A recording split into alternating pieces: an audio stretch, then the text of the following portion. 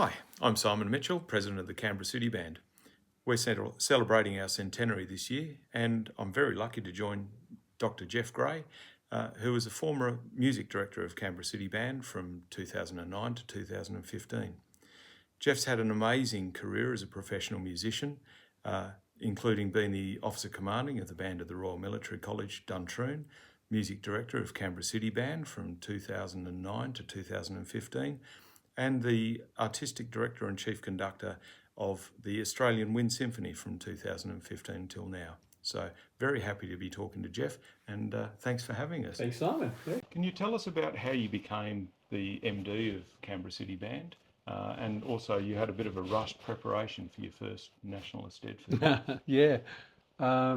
In 2009, I was in my third or fourth year as Officer Commanding of the Band of the Royal Military College, Duntroon, and the previous music director of Canberra City Band had moved on.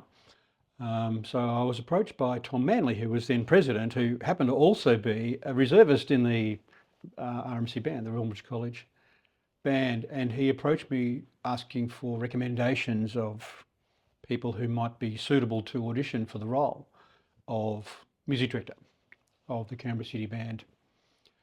I did think about those on the nominal role of the ensemble at RMC, and it would normally be the right thing to do to offer up somebody who's coming through as a future potential music director of the military, so they can gain experience with a solid ensemble with a long history. But just at that time, there were a couple, but they weren't interested in doing it. And the second in command, I didn't have one there for a while, and then they were coming and going. So there was not going to be that stability that you need in a thing like Canberra City Band. So I said, I'll do it, which was quite the shock to Tom. I don't remember whether I actually said to him, but I'm not auditioning, but I didn't. And it was a great pleasure because I had played in the band previously, a decade or more earlier, when the fabulous Colin Fisher was the conductor. And so it was good to be able to walk into something that was mildly familiar, in that I knew where they rehearsed and I knew what uniforms they wore, and of course some of the players had been there for decades and decades. So it was nice to walk back into that environment. But of course, like all bands, they change. No band stays the same. So it was a different ensemble to the one that I sat in under Colin, and then for a little while under John Thompson when Colin retired, or one of Colin's many retirements. Yeah. And the lead up to the... Oh yeah, it was March. I think it was the middle of March, or the second week of March or something. It's important how many weeks there are in March when you've got until May to prepare for the National Eisteddfod. And CCB had a proud history of winning that trophy. And I, with another ensemble, had quite some delight in the previous decade of stealing that away from Canberra City Band for a few years.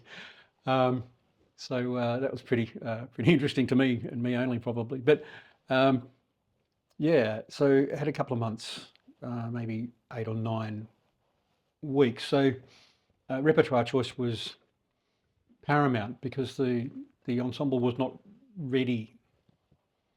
And I think they'd been working on a piece. I can't really remember, but it wasn't something that I would want to conduct or feel as though was going to represent the ensemble as best. Not about me, but it's about representing the ensemble as best they can. So I chose the Paganini variations because I didn't need to fill in 15 or 16 minutes of brilliant music with the whole ensemble playing as an ensemble.